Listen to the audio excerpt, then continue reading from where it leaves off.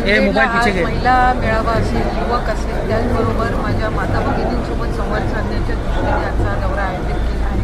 खरं तरच मंत्रिमंडळाची बैठक असल्यामुळे मला थोडासा विलंब झाला, पण मला मनापासूनचा आनंद आणि समाधान आहे की उत्साहाचं वातावरण मुख्यमंत्री माझी लाडकी बहीण ही योजना आम्ही घोषित केल्यापासून आणि त्याचबरोबर आदरणीय अजितदादांनी महायुतीच्या सरकारने अर्थसंकल्प जाहीर केल्यापासून एक वेगळाच उत्साह आनंद आम्हाला नागरिकांमध्ये जाणवत आहे.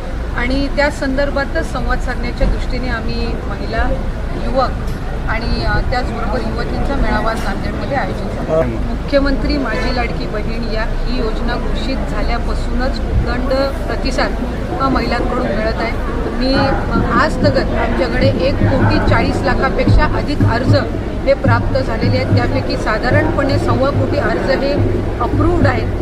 त्याच्यामुळे अधिकाधिक लाभ देण्याच्या दृष्टिकोनातून आणि अधिकाधिक सन्मान निधी आपल्या स्वतःच्या स्वतंत्र खात्यात जमा होणार आहे याचा आनंद महिलांमध्ये आहे.